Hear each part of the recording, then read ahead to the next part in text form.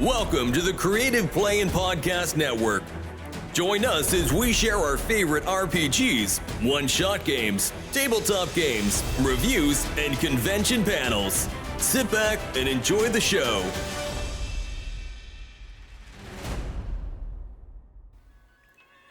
Hi, this is Kelly, aka Trixie from Ragnarok and Roll, assigned to Ragnarok Story, and Tilda Wimblewick from D&D Journey of the 5th Edition. First off, I would just like to say thank you to everyone for listening to our varied adventures, as well as for rating us on iTunes and RPGpodcast.com. If you haven't rated us yet, we would greatly appreciate it if you could. And if you're looking for more ways to support our efforts, we are now on Patreon, a great site where you can help us continue making more podcasts, as well as some special surprises for our patrons. If you can, please look us up at www.patreon.com/cppn. Every little bit helps. And again, thank you for listening. So here's the Rhoynish Turtle Conservation Society. We've been doing, there's kind of like a rotating group of us. Jen and I are kind of like the originals, and we like to bring in people to hang out and talk about stuff with us. My name's Tanya, and tonight we're going to talk about Harry Potter and the Complicated Fandom. We can start with you. Introduce yourself. My name's Shelby McBride. I'm a photographer and also an artist. I adored Harry Potter. Since it became a little more complicated, I now call it Harry Potty. That's it. My turn? Sure. We'll just go down the road. We're pretty relaxed tonight. Excellent. It's been a long day. All right, I'll go next then. So my name is Chaz Kemp. I am an illustrator from Denver. I am your artist guest of honor this year because Perry Charlotte, who could not make it. I have done close to 300 book covers, magazine covers, that sort of thing. Done lots of work with various corporations. I'm also an art director. And one of the things about Harry Potter that I find very, very interesting and fascinating about the way things are going now is how easy is it to separate the art from the artist while the artist is still alive. So. Jen Senna, part of the original Rhoynish Turtle Conservation Society. Started out doing a lot of women in fandom panels, and it went from there. Harry Potter is something that I had a lot of love for, but I am somebody who cannot separate the art from the artist while they're still alive. I'll be honest, putting myself out there right now, it's really tough for me. So I'm really curious to hear not only what everybody on the panel has to say, but what you guys have to say about it as well. My name is Ashley, and I am just a nerd that likes to talk about nerd stuff, so that is why I'm glad you're here. Yeah, you are welcome.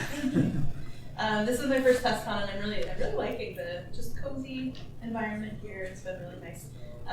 My feelings on Harry Potter are hard. Like, I have a tattoo. This is my Patronus tattoo with like her handwriting, and so it's really difficult. And we'll get into our thoughts on it. That's what we're here for. But it's challenging when the artist is still alive, especially this one in particular, because I'm just gonna kick it off apparently.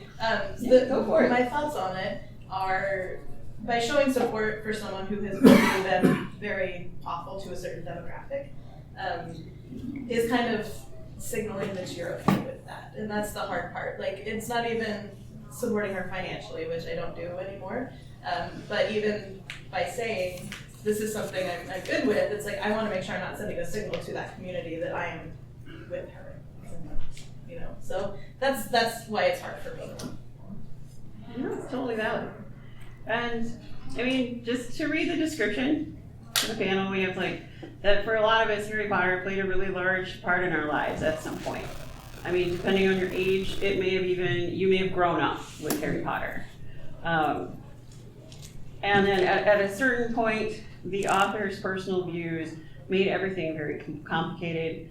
And so tonight we're not going to try to get too deep into the weeds, but we're going to try to be thoughtful about it because it can be difficult. It's complicated. Exactly. And because it's like, there are a lot of there are a lot of points of view about how someone can continue to engage with media when the creator has been just completely awful, especially if to the point that they're still alive. Because sometimes it's really hard to keep separating the art if the person who created it won't stop talking and being terrible. Because it's like, sometimes it's like, you go for a while and you don't hear about her, and then every so often it's like, oh. Flares up again. And there's a Flares up. Yeah. And it's like, Kind of like herpes, I guess. so like, Something else incurable. I found out about Harry Potter when I got a job at Borders. That's dating yourself. It really is. And I think, like, I kind of heard people talk about it, I think, on The Daily Show. They talked about, like, they were making fun of the people who thought it was satanic.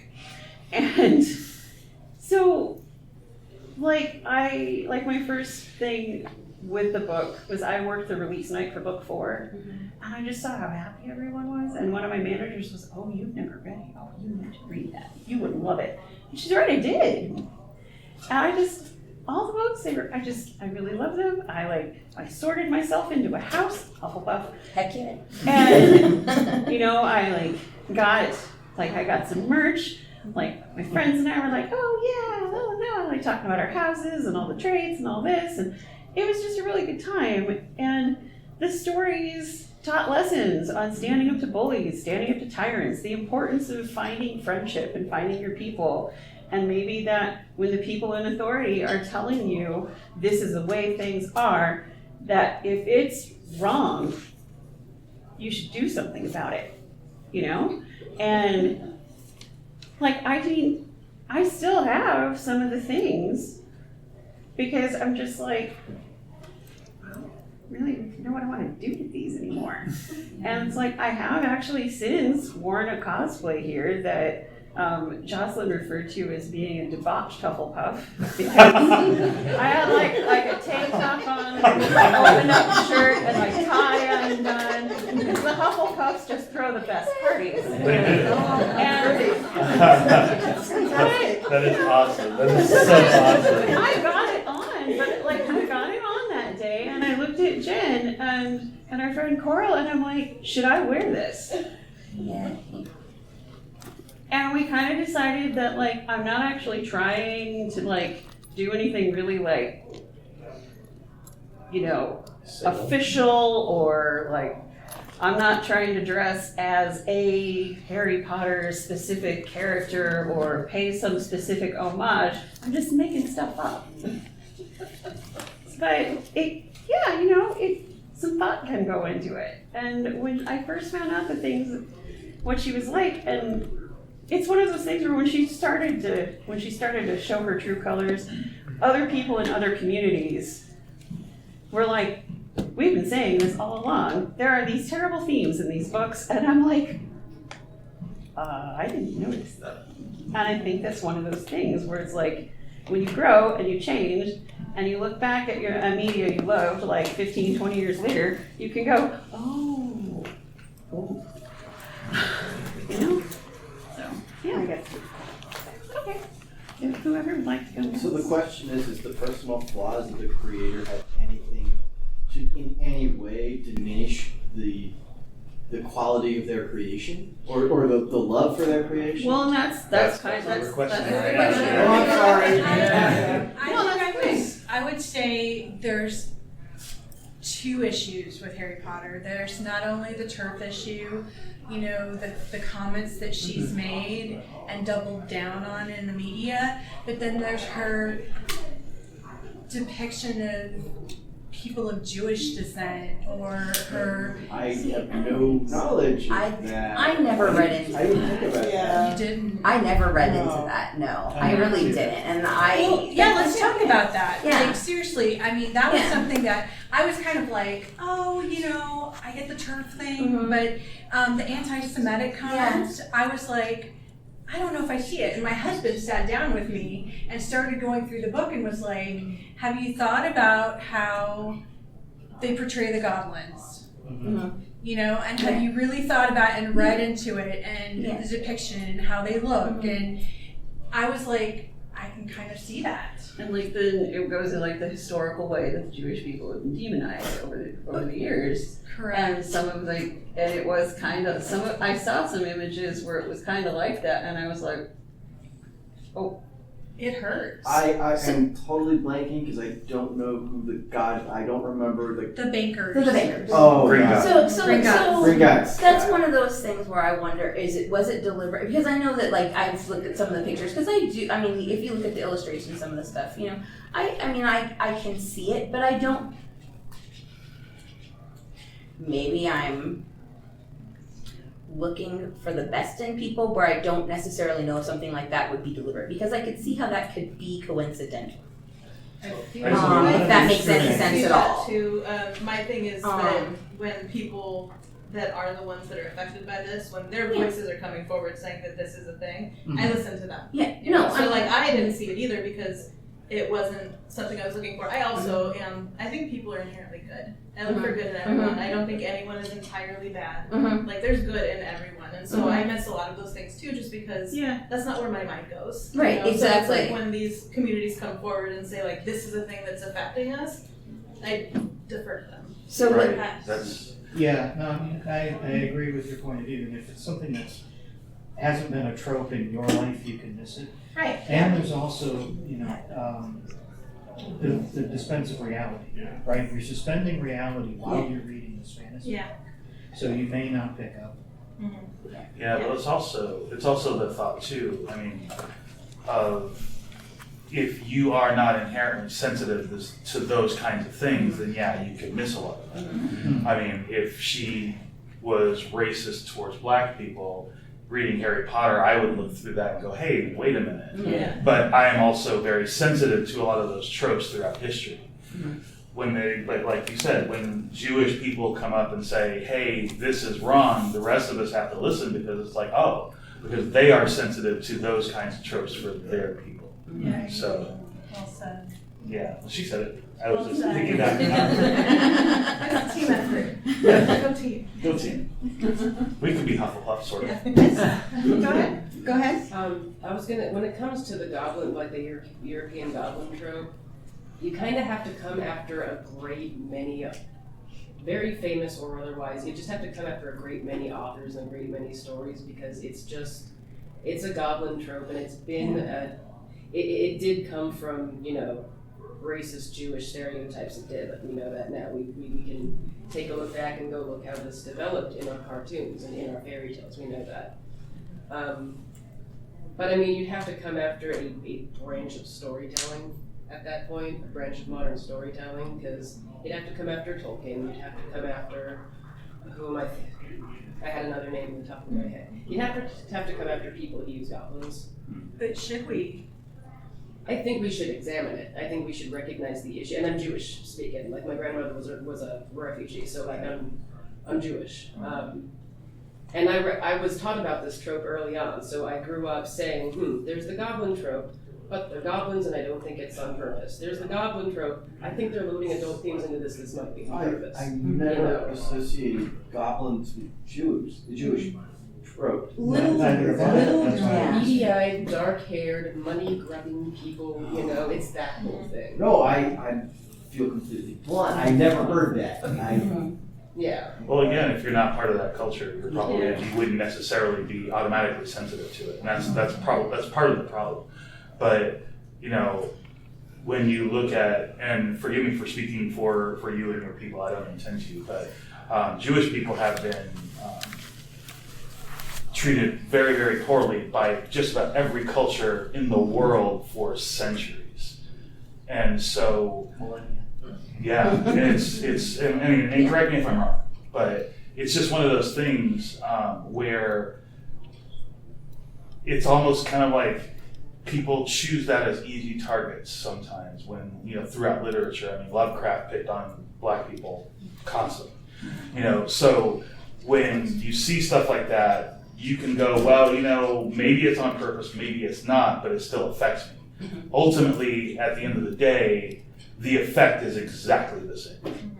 I mean, Look, you know, now you're making you can please speak for yourself. I don't need to speak for At you. the end of the day, what would we say the effect is? That it hurts. So I think communities that are affected by these stereotypes are also divided on that matter. You think? Oh yeah, there's Yeah. never gonna be one single voice for any community. Like it's definitely divided because there are people who say it wasn't intentional or I don't see it, and then there's the other in that same community that are like absolutely not, this is not okay. Speaking as a Jew, most of the Jews I know are like, are we really trying to fuss about that? I mean, nobody remembers us as Jews unless you study your history. And it's important to remember that it's Jews. It is. It's important to remember that Jews are caricaturized as goblins in our fairy tales. But it's also important to remember that sometimes a goblin's a goblin because we forgot that part and then they were goblins. And aren't there other problems that are not present? Are there other problems about whether or not this originated from something bad, but something we left behind and now it's just creature? Like it can be creature right now if it's just creature. If it's a Jewish stereotype, if it's allegory, well, of course, it's important to be attuned to that when you're going through the story, when you're trying to develop your opinions about what the story's about and where it's going and whether the morals are good or bad ones. Okay, River, do we need to blow our nose? I think there's an important thing here about, as it sounds like you're saying, like the intent behind it, and we don't I don't know, has she come out and made any comments about those arguments? Not sure. Because we know her intent when it comes to trans. Yeah. Right. Yeah. But I think that's an important point too, because we actually don't know. I've not heard whether or not she's come out and said something. Yeah. So that brings up another problem, I think. Not to try to take over the panel, but it No, brings up that's another fine. problem. Please. Is, Please go for it. Really quick before you leave, I wanted to say thank you for sharing that. But it's like, are we getting upset on someone else's behalf? Yeah, like this. You know, are we offended for somebody who's not necessarily offended? Yeah. And that happens a lot too. That's an Yeah. important conversation. It is. Yeah, I'm also a Jew, and I'm an accountant, so. Okay, I'm an auditor, no, I'm not. I mean, I read the books, and I never ever thought about the correlation between the goblins and the Jewish people. Okay. No, that actually really blew my mind because I wrote a fantasy novel that did nothing. So but I have goblins in them, and they're a predatory race where they prey on other mammals that they were encountered in longboats, and so I'm like, oh God, what am I saying here? I had no association with them with Jewish people, so Like Chaz was saying, we're not up here to speak for anyone of any community that we are not a part of, for sure. Yeah. It's just these are things that we have heard from members of those communities, and that's a good viewpoint to share also, is that we're hearing a couple people from the Jewish community that are saying, that was never a thing for them, and that's great that you were not hurt by that. That's honestly very good to hear. I'm happy about that. But I'm like, we're not here to tell anybody what to do either. yeah. We're here, we came up with the idea for this panel, and I made kind of an outline to just have a general structure of things we could talk about. But I think it's all of this, like chatting and conversation. That's the best. Oh no, I this know is that. about it, like, I hope, when we put together a panel, we hope for this kind of thing. Okay. Well, no, Because it's always more fun to have conversations. I have thought about this a lot because I did not grow up with Harry Potter, but definitely older. Yeah. But it became a very big part of, Yeah. my life, and I've thought about it a lot, not just Harry Potter, but just in general of it's very difficult. If I were to cut every single piece of art out because I didn't like the creator, I wouldn't have anything probably. Yeah. Because everybody has got something that they've screwed up somewhere. And I don't know where to draw I really don't know where to draw the line. I mean, there's definitely things where I'm gonna be like, oh hell no, but I don't know where that line is, and I haven't figured it out yet, and I'm still trying to figure that out. If that makes any sense. I think that's so bad. I'm sorry, go ahead. Sorry. Most mythology is unpleasant, or stems from unpleasant things. If you go back far. But I mean, even specifically, like, okay, so like, I'm sorry, where Scott Card is a shit. He is. He is. Yeah. His writing is amazing, and it's really hard. And I have so many people love what was it the one that got turned into the movie. Entertaining, sure. Yeah, and it was so validating. Some of the stuff, yeah, and entertaining. So it's hard because I'm like even his stuff that really does have a lot more of his political views in it it's good writing though, and it's really hard to be like, I'm never gonna read an Scott Card novel again. Here's the thing though. I don't know what to do. I just don't.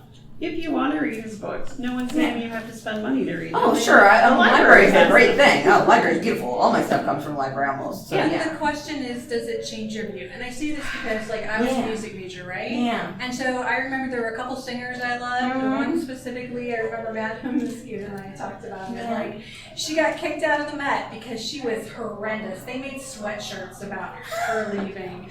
And I loved listening to her. She was one of my favorite sopranos. And now I hear her and I don't find her beautiful because I know who she was as a person and she's still alive. And that goes back to still being alive. Do we let people, do we hold them to higher standards? Should we hold them to higher standards? Should we, like you said, should we let people be able to make a mistake and not keep bringing it back up? I don't know. Well, I wanted to see Top Gun 2, but I don't want to make any dime into Tom Cruise's pocket. No, I totally saw Maverick. Sorry. But I was there. But I did come up with a way to see it without paying any money. Top Gun was anything in my family, so yeah. I think for me anyway. I mean, I would like to hear you guys. Oh no, it's cool. I would like to hear you guys' view too. But I think it's very difficult, and you kind of have to make your own decisions about it. For me personally, I don't have a problem if a celebrity or an author or an artist that I like makes a mistake or says something stupid, because it's inevitable because of social media. Well, and you're human. Yeah, and we're all up in each other's cornflakes all the time, and celebrities, you know what they eat for breakfast and all sorts of crap. And the mystique of being a celebrity is gone. So now everybody thinks that they need to know everything about everyone. And inevitably, if you hold a microscope to someone's life, at some point down the road, they're going to say something that you're going to disagree with. I'm okay with that, provided that if they are told that they've said something or done something that's offended someone, or they've made a mistake in some way, shape, or form, that they come out and say, hey, I said this stuff, or I did this. You know, and half the time it's like 15 years ago I made a post on Reddit or whatever, and now people are really offended by it. I was just joking around with my friends, and now I realize that it's insensitive, and I apologize. If they apologize for it, and own it. Yeah, then I'm cool with it. You know, as long as they say, hey, look, I said these things, I messed up, you know, blah blah blah, whatever their reasoning for it was. But if they just say, hey, look, I'm really sorry, I'm okay with that, because, you know, if they had said it just amongst their friends when nobody was really looking, we would never know. But because we got that magnifying glass on their lives, now we're listening to every single thing that comes out of their mouth, whether it's meant for public consumption or not. And then, you know, and then everybody has a reaction about it, and it's like, I'm really sorry about that. So to me, it's like there's some grace that I think could be made. But when that person says something or does something offensive, and then they double down on it. And triple down on it, yeah. And then use millions of dollars. Right. Then at that point, then it's like, okay, no, you are a jerk. You know? And that's kind of how I feel, but I'm kind of curious what you guys think. I get that, because I get, like, not everybody's perfect. Sometimes you say something dumb. And I generally do agree with that idea. Like, if somebody says something awful, but then they come back around and they're sincere about how they messed up, instead of just the non-apology apology, which is, I'm very sorry if anyone was offended by what I said. But I'm sorry you felt that way about me being sorry you took it right. That's not an apology. And like for me, and like this particular thing, like it was very it was a very important thing. The fandom was a very important thing for me, and the communities around that fandom and the lessons in the work are still important and they're still valid. Which is one of the things that's like, there are people, like, I'm not going to tell anybody they have to go throw away all their Harry Potter books or roast marshmallows in the flames. But how do you choose, how people continue to choose to engage with everything related to it is up to them. I will encourage people to, if they still want like cool Harry Potter swag or something, buy an unlicensed product from an independent artist, preferably one that's queer. No, that's very fair. Yeah, or secondhand. And it's like, we have a couple of banners in our house, like for the, like with the houses, and we have one for like the Makusa, whatever it was, like the Fantastic Beasts. We're planning on taking those down and hanging up our Gish flags. And it's like, I don't know what we're going to do with them, but we don't feel comfortable having them up because we've been talking to people, and like we have a friend who just very recently transitioned, and we're like, we want to be really sensitive to that. They're like how they feel whenever they come over. Yeah. At the same time, I think of my niece. Her partner, recent partner, is trans, and she's a huge Harry Potter fan. And I gave her all of my Harry Potter things because I didn't feel like keeping them.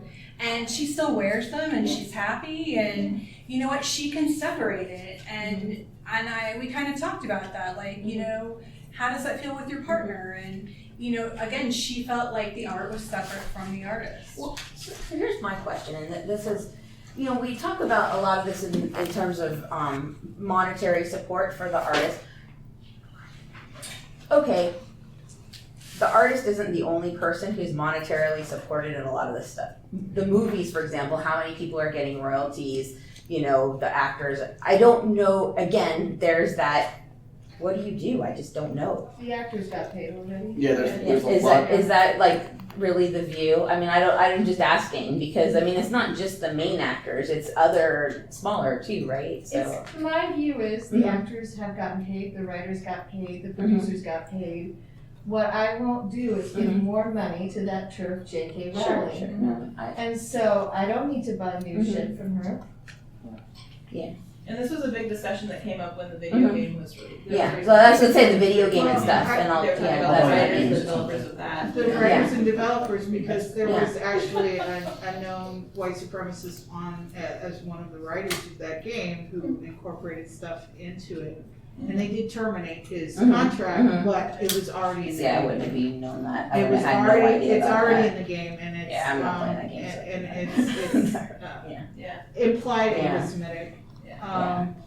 But I just wanted to mention, because it's the image, right? You two want to take down the banners, just kind of because I'm not comfortable, even though I love the stories and fandom and everything, I'm not comfortable displaying that because the meaning of the symbol is now of the flag or whatever. The meaning of the Harry Potter symbol is now representative of the opinion of the author to a general extent. It's not like, you know, the swastika is now got a new meaning when it did before, but there's implied.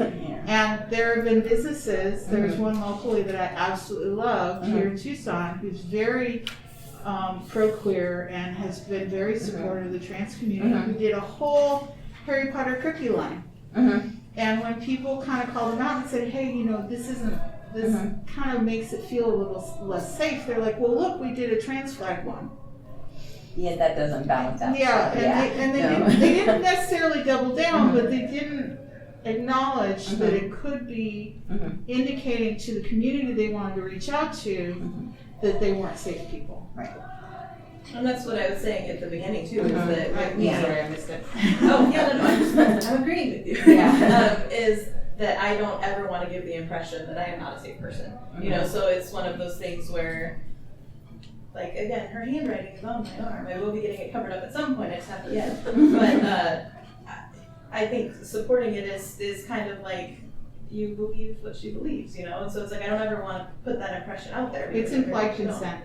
Yeah. You know, and so as far as you were saying, like, I don't know where the line is, I don't know that there's ever going to be a black and white answer to that, and that sucks. But there's so much in life that you don't have that. And it's a matter of if you have critically evaluated it, and if it still brings you joy, then I'm not going to tell you that you shouldn't enjoy it. You know, it's for me when it comes to I have critically evaluated it, and so many other things came out that when I'm reading it, it makes me feel dirty. You know, so it's like for me, I can't do it. You know, like I'm not going to give her any more money. I'm not going to promote anything of hers. I want to make sure that my friends and the communities around me know that I am a safe person and that I've heard them. You know, and again, no community is going to have one voice. Right. And so they're always like, I have gay friends that eat Chick-fil-A, and that's great. They love it. That's awesome. I'm not going to, but they do, and that's great. But I don't like Chick-fil-A. Yeah. So No, I'm there with you. There's a place I don't go to. I'd Not like to just throw because this I'm question saying, out. but Yeah. either Hold way. on, Before you do, I'd like to. Oh, I'm sorry.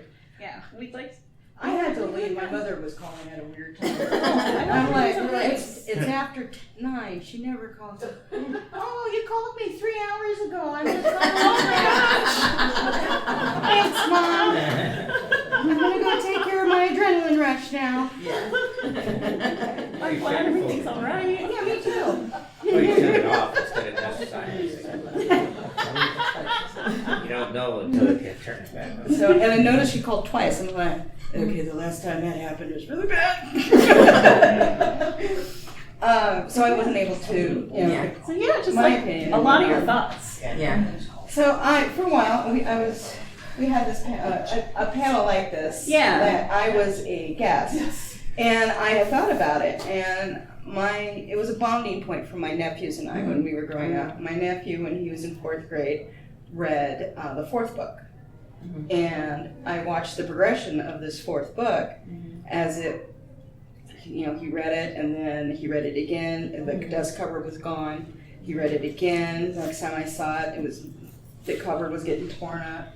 So read it again. Next cover was gone. Well loved. And then the next one, he was on the first half. And it was my thing when Aunt Shelby would go to the nightly premiere, and I would get each nephew the book. And I couldn't let that go, because I was like, I'm Aunt. Yeah. And my nephews are now 30 and 26, so they're informed. And then I felt so much better for my oldest nephew, the one that read the book to shreds. She goes, she's a... And I'm like, okay, that answers my question that I had. So, you know, but even with that, so I have these books, I'm like, what am I gonna do with them? The other thing is I'm a crafter, and I've sold my crafts, and I have a bunch of fabric. I have all this Harry Potter fabric that I refuse to sell. I'm like, what am I going to do with this?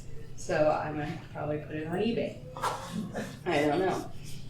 Get some money back. But it also comes down to it's a personal choice. Exactly. You know, it is not for me. When I took my house test and I tested into Ravenclaw, I was so happy. I think it was in my 40s somewhere when I finally went in there, and I always thought, a lot of people always thought treated me like I was stupid. I'm like, damn it, I got into Ravenclaw. So immediately my confidence went boop. And that confidence is not gone. So I do think that. But I also believe that whatever gets some of these kids, they're here because of Harry Potter. And I am never going to say anything. I just can't, because these kids are here. Harry Potter saved their life. Yep. Okay, so in an extent, this woman did as well. So for me, she's done her purpose. These kids are here. So it's up to those kids to what they want to do. And if you still need to be in that fandom, do it. Right. It's all personal choice. And you're talking about when someone messes up online, do they have an opportunity to learn? Do they want to learn?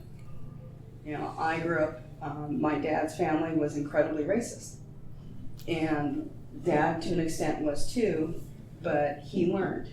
And he always told me, do better. And so we've watched, my sister and I have watched the racism from that side of the family just dilute itself.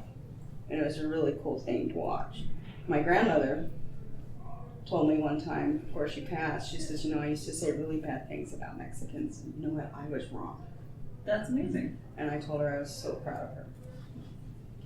So, it's, you gotta find your wins where you can.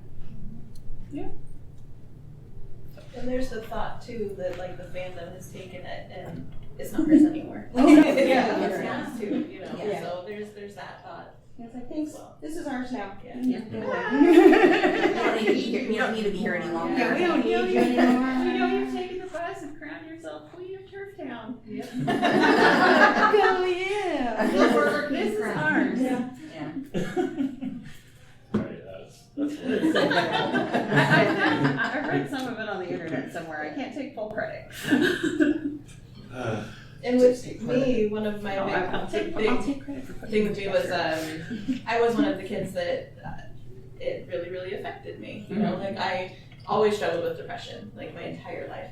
And so seeing the Dementors and how that was depression, like that was a symbolic of depression in the books. And so seeing that and that there's a way to deal with it, eating chocolate, I'm like, I can do that. That's great. Which is why I have my Gouchenour tattoo, is because this is a reminder of the fact that you can always get out of it. There's always something to, So messages like that are so important, and they're things that are valid to this day, and it helps save a lot of people. And so that's why it's so hard, It's like there's stuff in there that it's like, yes, this is good, this part is good. There was something valid that she did Yeah. to have those outcomes for people. But I did want to throw out this idea, questions. The one thing is, okay, is it the intent with which something is done, or is it the outcome of the action that matters? That's it.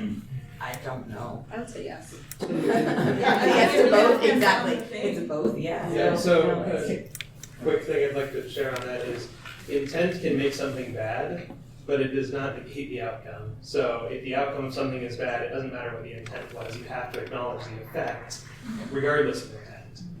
So if somebody intentionally causes harm, that's bad. But even unintentionally having caused harm, you need to acknowledge, as you said earlier, and move forward from that. Apologize and do better. To know better, you can do better. Yeah, it's just it's hard. My thought on this is that is part of separating the art from the artist. That's the thing that's really difficult for me personally. It's hard because the Harry Potter books overall have done a lot of really good things for a lot of people. I mean, the fact that she could write a children's book that got children all over the world to read. More than they wanted to play video games, more than they wanted to do just about anything else. They just wanted to read. Behavior of a generation, because that entire generation reads more than their predecessors. Exactly. And so with that, you look at the effect and you say, man, the effect was fantastic. But I believe, for me anyway, her attitude and her thought process was, to me, a betrayal. Because I wanted to believe that she believed in the things that she wrote. But then I would see an interview with her where she's talking to children and somebody, one of the kids says, so do you believe in magic? And then she said, no, magic isn't real. Oh. And I was like, you probably should have cleared that answer with your publicist, because that doesn't sound, it's not, now you're not being authentic with what you wrote. But then she kind of, as time went on, you got to see more and more of the fact that it was like, it felt to me like, I wrote this because it could make me a lot of money. And I said these things because, hey, and it turned out to be popular and kids really liked it. I've made a crap ton of cash. Yay me. And then, it's like she kind of didn't care about the audience as much. That's how it felt to me. I'm just saying this is how it felt. I'm not saying this is how it is. No, it brings up a good question though, is that how much of it is because we know, someone just lies through their teeth and says, oh yeah, I believe in all this stuff, blah, blah. Is that better? That's the question. I mean, that's my question. I don't know. You know, because I think if you're a children's author Yeah. who's written a ginormous series about a wizarding school and a bunch of young children who are learning wizardry, and a little child is looking at you and asks, "Do you believe in magic?" You say you can go answer is the question, right? You can say yes. You can say there's magic all around us. Right. Yeah. There were 20 other ways that she could answer. My question. Oh, I'm sorry. So just kind of, it'll tie in with this, but to go back to the, is it the intent or the effect that's more important? And one of the things that I've learned over time writing and doing things like that, I haven't published fiction yet, but I've done nonfiction. Once it's out of my hands and in the world, the effect, the interpretation doesn't belong to me. Right. So, like we said, we don't need Rowling anymore. We've got the books, and our interpretation belongs to us. Right. But what we can make the choice is whether or not we're going to continue to reward her for bad behavior because of our interpretation of what she's already created. Yeah. And that's the separating the art from the artist. Our interpretation doesn't belong to her. So what we find, what we've attached to, and it's just with any artist or author, what we've attached to, what's drawn us to it, isn't necessarily anything that she wanted to. Like you said, it's like she just didn't really care. She didn't seem like she wanted. No, she's kind of just represented. Oh look, I made a bunch of money, and now I can say whatever I want because I'm not going to have to worry about retirement or anything like that, right? She's got more money than sense, so she doesn't need us anymore either. No. Clearly. Well, she's continuing to write other fiction. Right. So I think it's important to, I'm not defending her by any means, but I think it's important, this idea of separating art from artists is a hard one. Like Lenny Rubenstein, who did all those propaganda films for, Hitler. I took film history, and, those are quite stunning films, So the film itself, you can appreciate, right? A better example is probably like D.W. Griffith with his Birth of the Nation from is till this day is probably still if you adjust for inflation, the biggest money made of all time from 1919. It single-handedly restarted the KKK all by its lonesome because it just kept being shown time and time and time again at that time because it told the story of the South from Southern's perspective and got that whole thing going again. But D.W. Griffith was sort of like the father of modern filmmaking in terms of how a story is told and narrated. So it's like, I think you have very deeply flawed individuals, and I see her as one of these, right? So she's able to create wonderful art, but she is a deeply flawed person.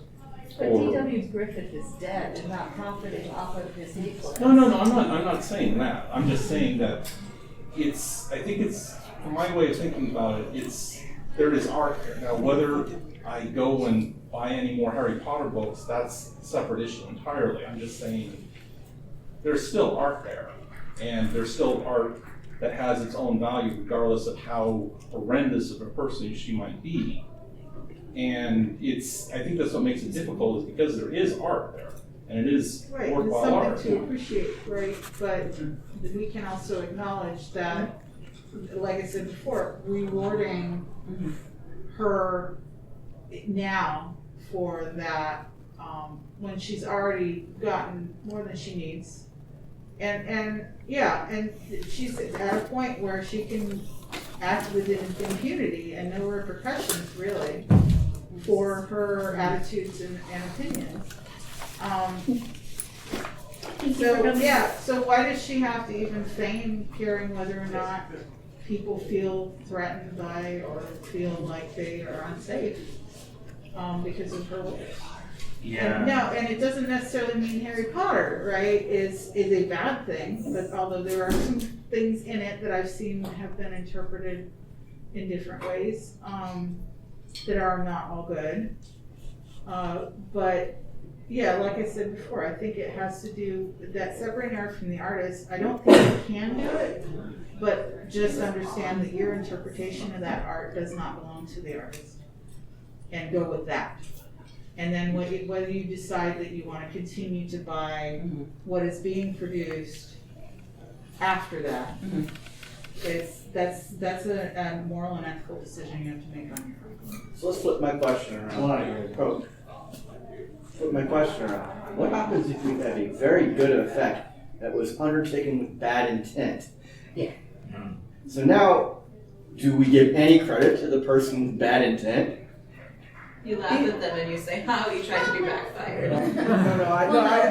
In the case of I just want to make money, but now all these kids are reading. There's a good effect that came from not the greatest of intentions in any way, shape, or form. Yeah, but the one problem we have though with that is that in terms of the overall picture, we don't really actually know her intention.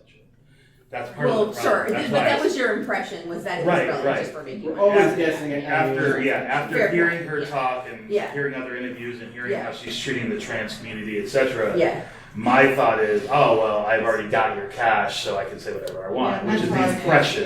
I have no idea if that's how she actually feels or how she felt when she wrote that. Right. Whether money changed her, because we know, scientifically speaking, once you make a shit ton of money, sorry for my French, but once you make a whole bunch of money, a lot of money, let's say that, it absolutely changes your brain chemistry. To where you no longer see yourself as, a poor struggling person, because now you've got $1 billion, and now you're like, it changes how you act, it changes how you treat other people, etc. And they have proven that scientifically. So that could have been something that happened where she started out with the best of intentions and then just kind of became this kind of unstoppable monster. But I don't know. Because I think overall, I think it kind of, how you choose to separate it too depends on whether or not you have children. Yeah. Because you have to explain to them, if they look up to her and say, I want to be a writer just like her, and then their parents are like, oh, well, maybe not. And then that's kind of confusing. So how do you explain that? Because I think children, like I said, I think children all over the world looked up to her because she was the creator of this thing that they love so much. Yeah, and then some of my friends who are they are in that, they're the right age that they engaged with Harry Potter a lot when they were younger. And now they're having children of their own. And one of them has talked a little bit about, well, I loved these books and they meant a lot to me, and now I have these feelings about it, and I'm not sure if I really want to introduce this to her. And I think, and again, that's a conversation, that's something that her and her husband are going to have to figure out. But it's nice because I had found something online one day that was people suggesting different series that were very magical, similar kind of content by different authors that weren't terrible. And so this friend commented and was like, please tell me about this, like one of the ones on the list. Please tell me about this one. And then multiple people joined the conversation, and it was a really lovely thread. Part of the appeal of the Harry Potter thing is that whole community that now you're part of, right? Yeah. And that's the interesting community with other things. Right. But that's the interesting this thing. weekend's about. Exactly. Is having that community of people who like a lot of similar things, where we can get together and have conversations like this. And again, it's like we said at the beginning, we're not here to tell you what to do. We're all just talking about how we engage. Do we want to? And if you do, that's fine. If you don't, that's fine. And the interesting thing that I wanted to mention about talking about the effects, all these people got all these kids reading. The generation that grew up with Harry Potter are the same people who took a lot of them took all those values to heart, and they're the ones that first called her to account. And all the rest of us are like, what? Yeah. Isn't she just kind of like a villain in some ways, where villains believe that, they are the heroes. Yes, yeah. I mean, isn't she just like, in some ways, the archetypical villain from that perspective? Right. Just like a real life villain. Yeah. They start off nice, Yeah. you like them, you grow to love them, and then they go down the dark side, right? And, somehow power corrupts. She probably doesn't have anybody around her saying, hey, you need to tone some of this down. And if they did, she probably just doesn't speak to them anymore. Or fires them. As are we yes people. You gotta have no people. You don't want to have all yes people. You gotta have no people. Oh yeah. No people are the good ones. Wondering about when I was reading the series as it came out I was imagining, especially towards the end, like Deathly Hallows, I was imagining having a kid who's 11 years old and starting the Harry Potter series. And of course, when he finishes one, he's going to want to go on to the next one, and the next one, and the next one. So he's going to be done before he's 12.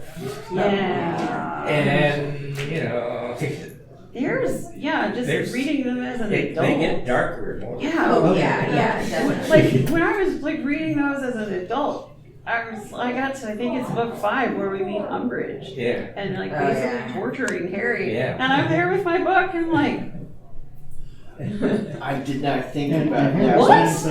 No, and my friends' kids went through this because my friends' kids are younger than, they were younger. They're 14 and 16 now, almost 17. So clearly all the books were out when they started reading them. And yes, you're like, okay. Imagine the torture. You've been very patient. I forgot somebody said something where this came to mind. With the Harry Potter series and with the Harry Potter series, one of the major lessons that it taught me and people is that your heroes eventually are probably going to expose themselves as horribly human to you at some point. And I'm not saying this because we're at a panel like this right now. I'm saying this because it's been my experience in the past 15 years or so. I really thought that was like it was a universal message that this probably applies to the author too. It always, point blank, it always occurred to me. I'm like, J.K. Rowling, I see you, because she was a hero to a lot. She was a hero to me. She was a hero to a lot of people, and a hero got painfully used to human, and it really, really sucked. It was that part of life happening, The thing is, another lesson these books teach us is once the thing is put into your hands, and let's say the people in charge, or the previous generation, or the whoever else, it's just they're not doing it right, or it's not going to be enough with them. I mean, you put it in my hands, and now it's in my hands. You taught me magic, and now I can use magic, and you're not defeating the bad person well enough, so I will defeat the bad person too, or better, or more. So when it comes to things that are inherently now attached to the story, all that's attached to the story is the story that you received.